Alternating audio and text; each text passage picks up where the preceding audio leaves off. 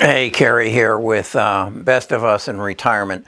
I got a comment on the video I did about the veteran that I ran into in San Diego, who was obviously homeless, and the comment, extensive comment, and you might go and find it, basically was saying he was living that life, and he had not he had been a veteran, gotten into construction, and really didn't have anything moving forward. And I want to address that. But today, I got an email the other day from Rick.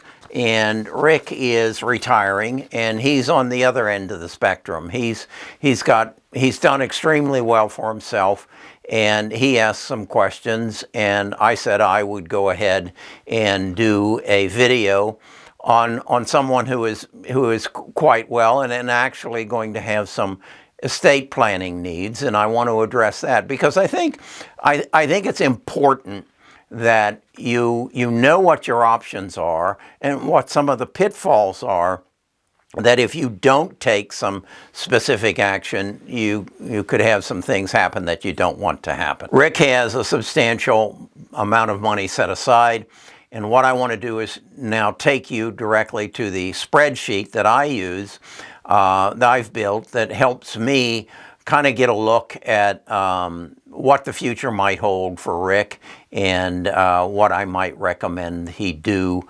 with his funds. So let's go to the spreadsheet. Okay, this is the spreadsheet I worked up for Rick.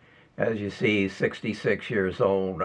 He's projecting that his Social Security is going to be $48,000. I'm putting an inflation rate of 2%, although we got, 5.6 was it this time. It's got a qualified account in two different accounts for roughly $2.8 million. Congratulations, Rick, you've done quite well. And then he has a brokerage account for $200,000. He's going to get a pension for $62,000.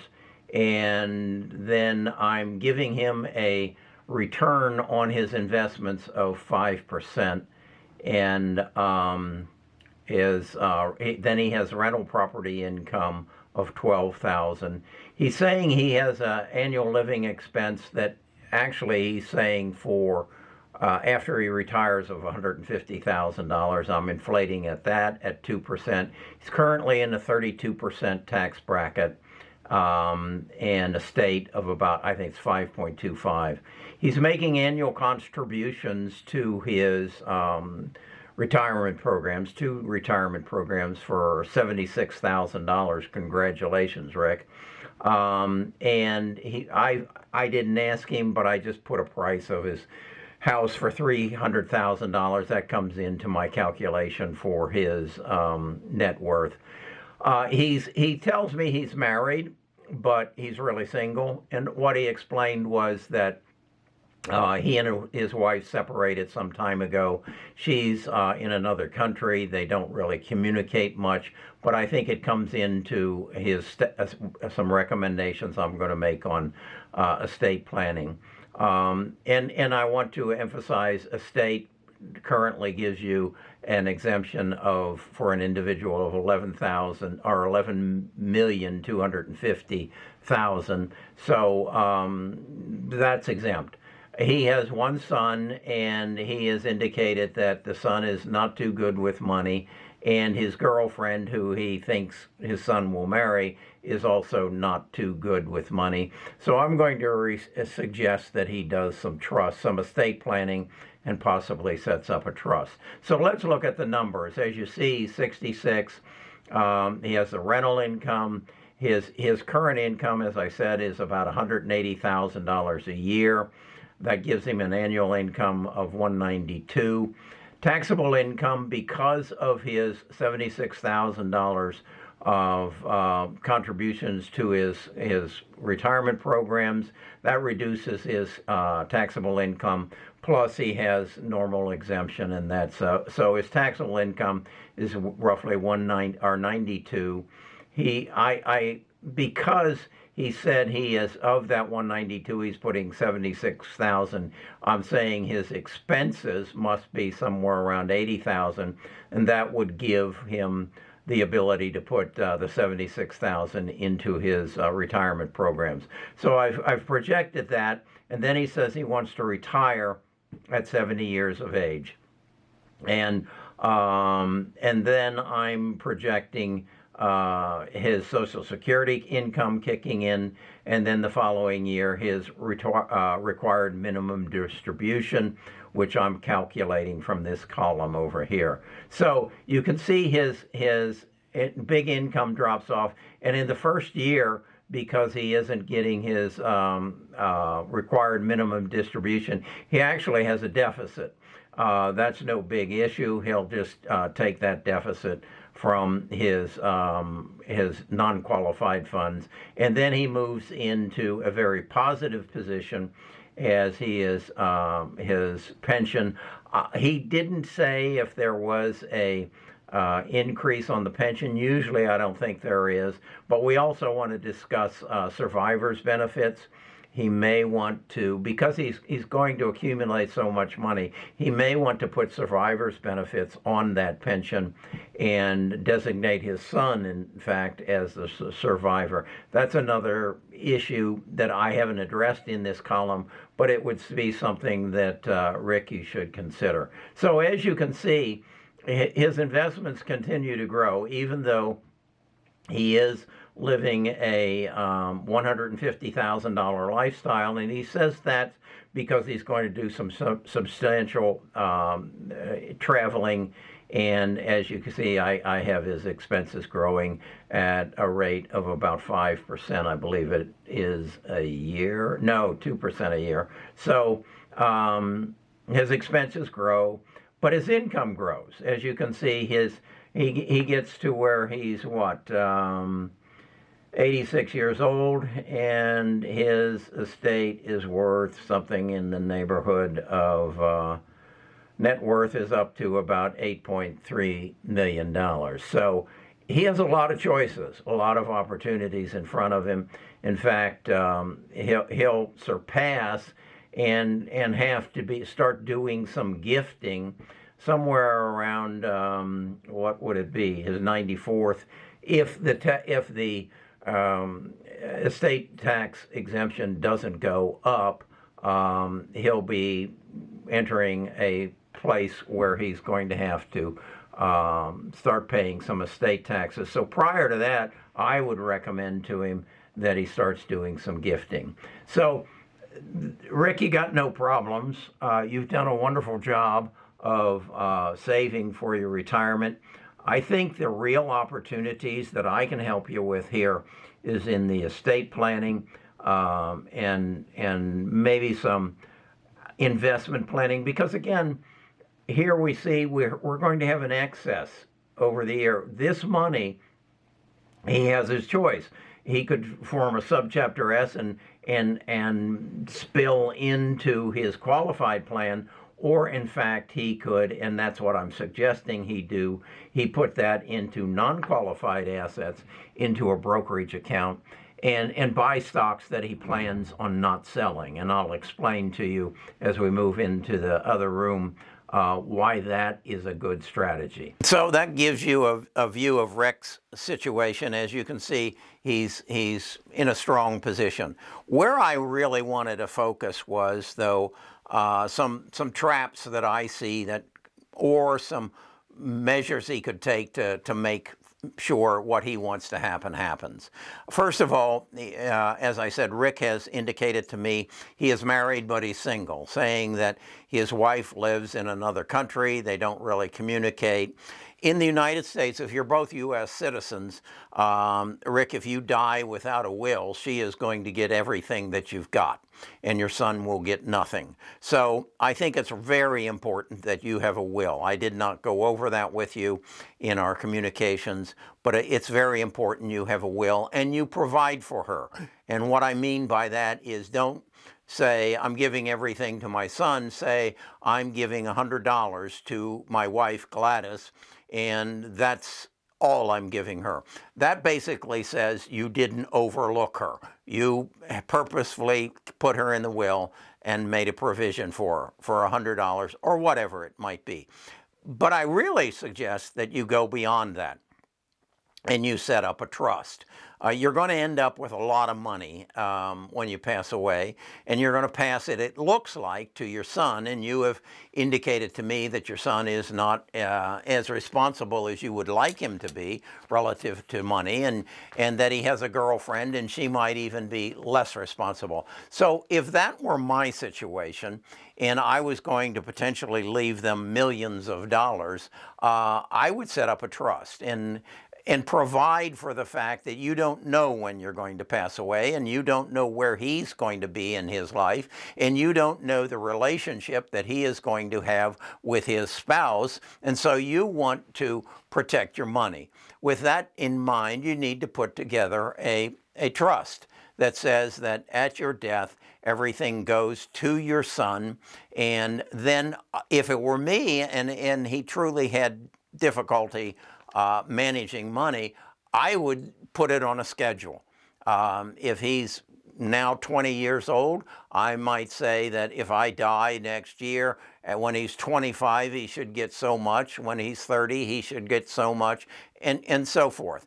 Now, at some point, you got to just basically say, okay, he should have grown up by now, and he can have full access to it. The other option that gives is that, again, if you accumulate the kind of money that I think you're going to, you might want to, and they have children, you might want to create within that trust a generation skipping trust. And that is to say that if in fact that our estate tax situation changes, which I think there is a good possibility.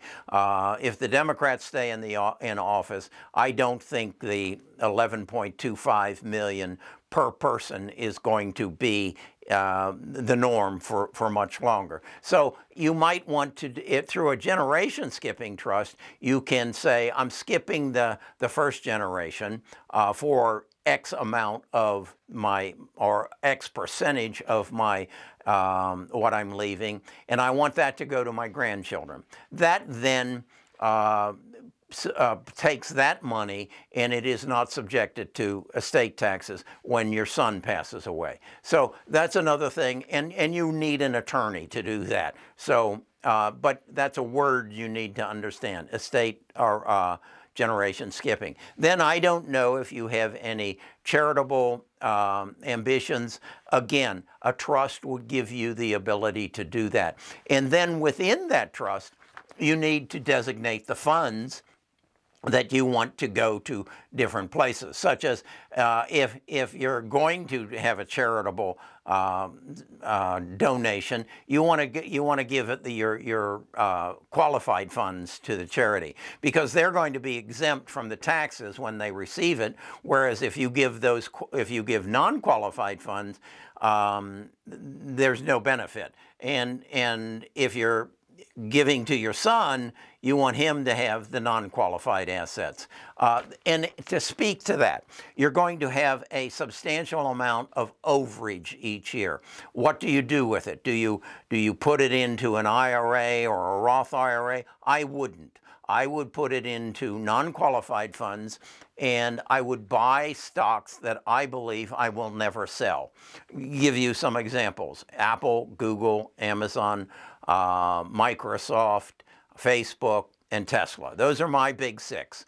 I believe those stocks are going to be major players for as far as I can see into the future. And the benefit of that is, if you buy that stock today, let's say you buy Amazon today for $3,300 a share, and 30 years from now or 20 years from now you pass away and it is up to $10,000 a share, and you've got roughly a $7,000 gain in it.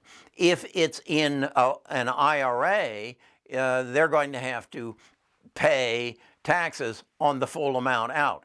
If you leave it in a non-qualified account, they get a step up in the basis. That is to say that If you sold your Amazon that you paid $3,300 a share for, and it's now $10,000, you're going to pay capital gains on the $7,000 difference. If you die with it, on the other hand, under current law, you get a step up. Your heirs get a step up in basis. And that is to say, they don't have to pay capital gains taxes on the $7,000 gain. They get it for what it's worth the day that you die. Okay? And this is something that a lot of people don't realize. Jeff Bezos doesn't pay a lot of taxes because his assets are mostly Amazon stock, right? So he owns that at probably somewhere around, when it went public, 75 cents a share. It's now 3,000. If he sells it in order to finance his lavish vacation of $50,000, he's going to have to pay anywhere from 25 or 15 to 25% of capital gains taxes on that. If, on the other hand, he puts up the $50,000 as and goes to his brokerage account and says, I want to borrow $50,000 against that stock, he might pay 3%, whereas if he sold it to get the $50,000, he'd pay 15 to 25%. So he'll never sell his stock. And then when he dies, he'll have billions of dollars worth of Amazon stock, and his children will get a step up in basis, or his heirs, whoever they are. And so, and this is a beef that the Democrats are beating right now, beating the drum, that these wealthy people build these huge billion-dollar estates, and the government never collects any taxes on it because they die and get a step up in basis. So I'm saying to Rick, do that in your situation. You're going to have annual excesses in earnings, and buy some of the big six or stocks that you believe strongly in and pass them on to your children. So this is kind of a fun thing for me. It's wonderful to see someone who has done some good planning, who has gotten a pension, and a good pension. That's another thing, Rick. I don't know what kind of pension you have. I don't know if it's a government pension or if it's a teacher's pension. Look into the solvency of your pension. Many of the states right now are literally insolvent. Kentucky is the worst. They have somewhere of their forward-looking obligations, they have somewhere in the neighborhood of 50% ability to meet it. And what this is doing to the pension funds is causing them to get very risky in chasing return. In other words, if I have so much in pension funds and I'm putting out 17% of that amount each year in payments, well, then I have to get at least a 17% return. And where do you go to get that? You got to go high risk. Now, I don't think most of them are putting that high out, but even if you're putting out 8%, you've got to get above an 8% return, or you're going to run out of money. It's not like a pension fund is not like the federal government. You just crank up the printing press and print more money. No, they've got to find that return, or they go insolvent, and then they can't make their payments, their obligated payments to their pension recipients. So, Rick, look into the solvency of your pension, and then you can make some decisions based on what you think might happen. Okay, this was a fun task. If you have something of challenge, if this has opened up some, well, I never thought of that, email me and run it by me, and maybe we'll do a video on it, and we can all benefit from Rick's situation and possibly yours as well. This is Best of Us in Retirement. I'm a retired financial advisor. I like sharing my knowledge and my experience. And if you like this sort of video, please give a thumbs up and then subscribe. I want to build a tribe, a group of retirees who come together and say, this is a team sport.